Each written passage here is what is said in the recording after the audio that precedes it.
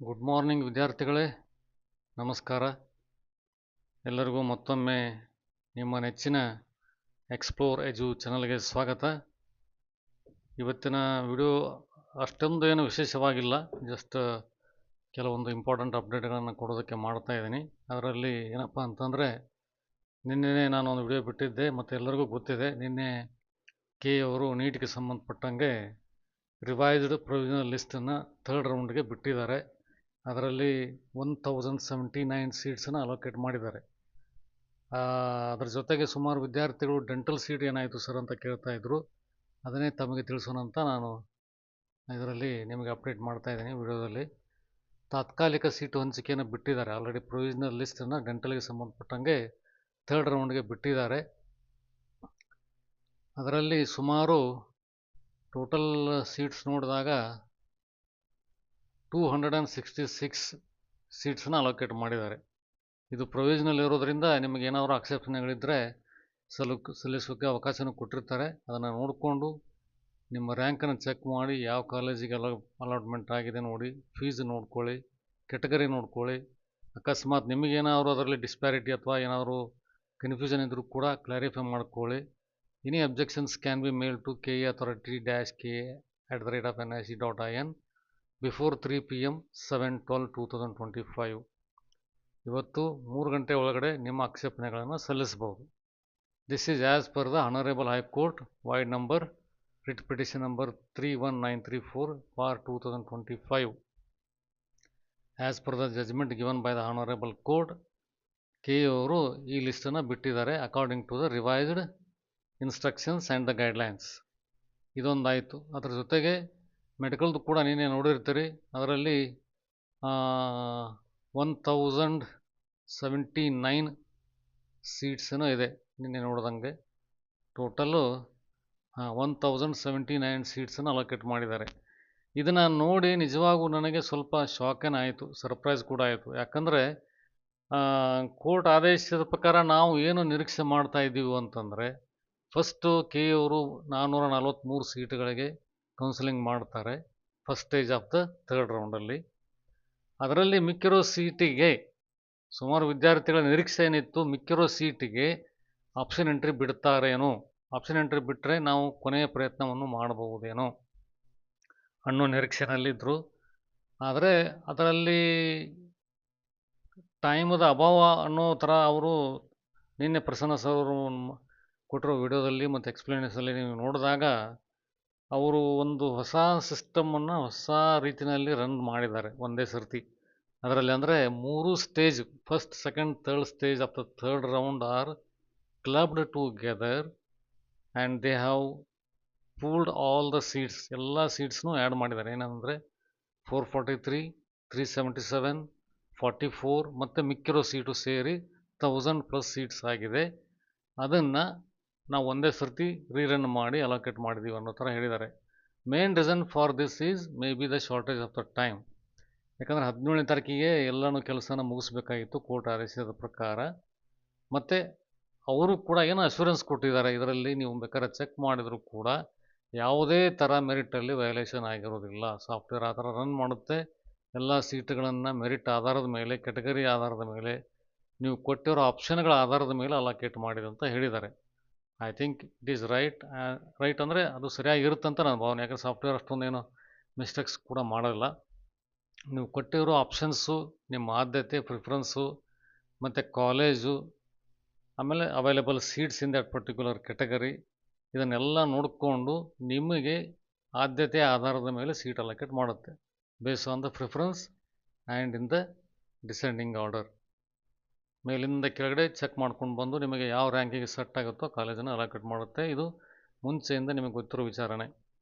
But ಈಗ ನಾನು ಏನೇ ಇದರಲ್ಲಿ ವಿಶ್ಲೇಷಣೆ ಮಾಡೋದೇನಪ್ಪ ಅಂತಂದರೆ, ಇದು 443 ಸೀಟ್ಸ್ಗೆ ಆಲ್ರೆಡಿ ಆಪ್ಷನ್ ಎಂಟ್ರಿಗಳನ್ನು ಮಾಡ್ಕೊಂಡಿದ್ರು. ಅದರ ಜೊತೆ ಸುಮಾರು ವಿದ್ಯಾರ್ಥಿಗಳು ಕೌನ್ಸಿಲಿಂಗ್ ಪ್ರೊಸೆಸಲ್ಲಿ ಇದ್ದರು.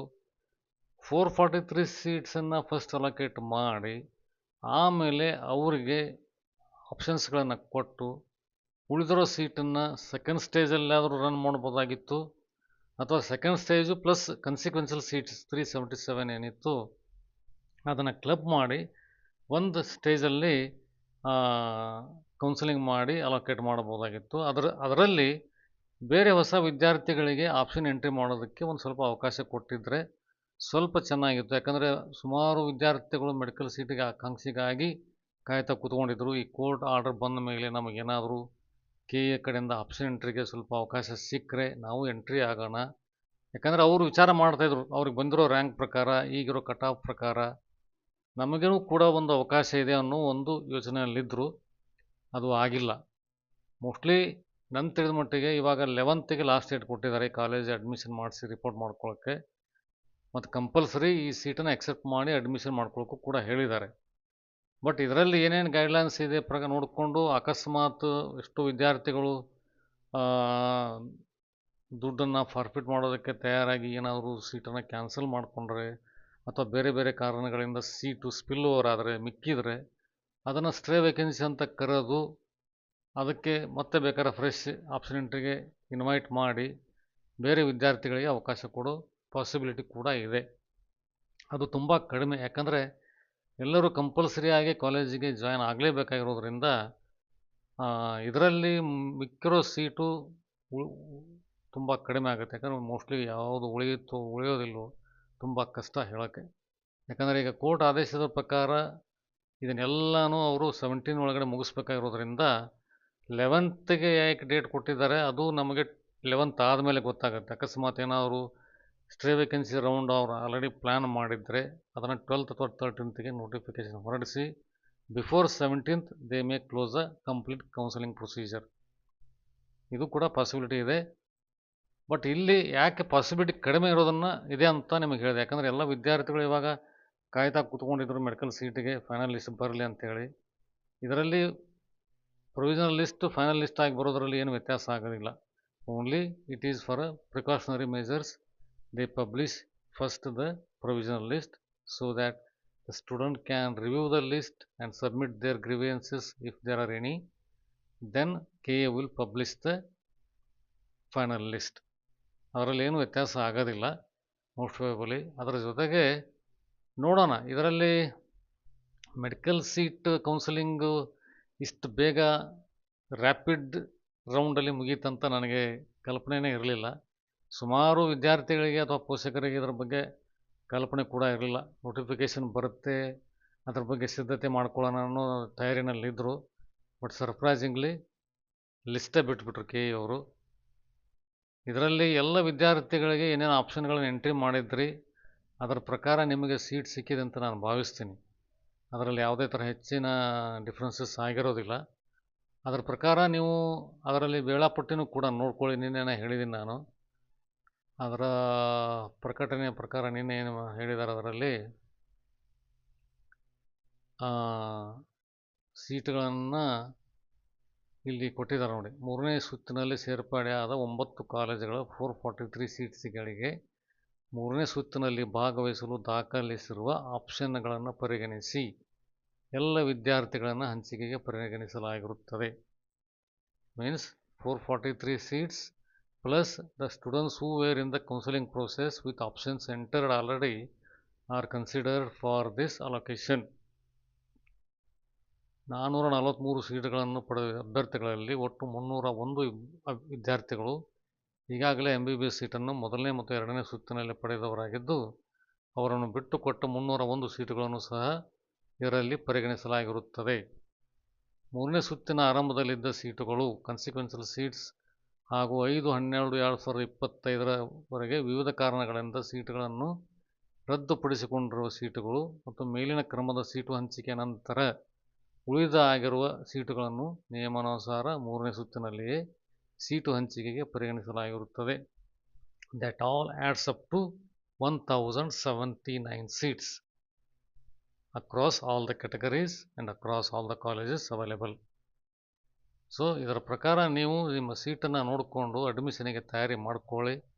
ಅಡ್ಮಿಷನ್ ಮಾಡಿಸಿ ನಿಮ್ಮ ಮೆಡಿಕಲ್ ಜರ್ನಿನ ಲೇಟ್ ಆದರೂ ಕೂಡ ಪರವಾಗಿಲ್ಲ, ವಿತ್ ಫುಲ್ ಜೋಶ್, with full interest, with full energy you start your medical journey.